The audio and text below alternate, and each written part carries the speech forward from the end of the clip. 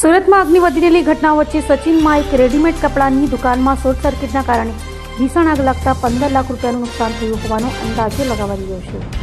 સુરતના સચિન વિસ્તારમાં સરસ્વતી સ્કૂલ પાસે શુભમ કોમ્પ્લેક્સમાં આજે સવારે 11 વાગ્યાની આસપાસ એક રેડીમેડ કપડાની દુકાનમાં ભીષણ આગ લાગી હતી। આગના કારણે સમગ્ર વિસ્તારમાં ગભરાટ ફેલાયો હતો। શ્રી સુનવાણી ક્રિએશન નામની રેડીમેડ કપડાની દુકાન લગભગ 1 વર્ષથી કાર્યરત હતી। પ્રત્યક્ષદર્શીઓએ જણાવ્યું હતું કે આગ એટલી ઝડપથી ફેલાઈ ગઈ છે કે દુકાનમાં સંગ્રહિત સામાન થોડા જ સમયમાં રાખ થઈ ગયો હતો। તો પ્રાથમિક તપાસમાં શોર્ટ સર્કિટને કારણે આગ લાગી હોવાનું જાણવા મળ્યું છે। ભીષણ આગમાં દુકાનમાં સંગ્રહિત તૈયાર માલ, કપડાં અને અન્ય વસ્તુઓ સંપૂર્ણપણે બળીને ખાક થઈ ગઈ હતી, જેના કારણે અંદાજે 15 લાખ રૂપિયાનું નુકસાન થયું હતું। મારું નામ દીપક એમ બારોટ છે, સબ fire officer Bestan fire station. આજ રોજ 11:50 કલાકે અમને ફાયર કંટ્રોલમાંથી કોલ આપવામાં આવેલ કે શુભમ કોમ્પ્લેક્સ સચિન દુકાનમાં આગ લાગેલી છે।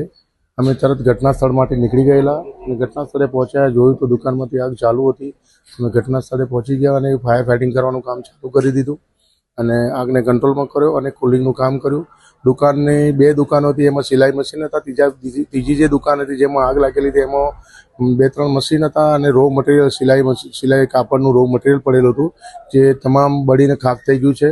પાર્ટીના જણાવ્યા પ્રમાણે શોર્ટ સર્કિટથી આગ લાગેલી છે અને પાર્ટીના જણાવ્યા મુજબ એમનું એવું કહેવું છે કે અંદાજિત 15 લાખનું નુકસાન થયેલ છે।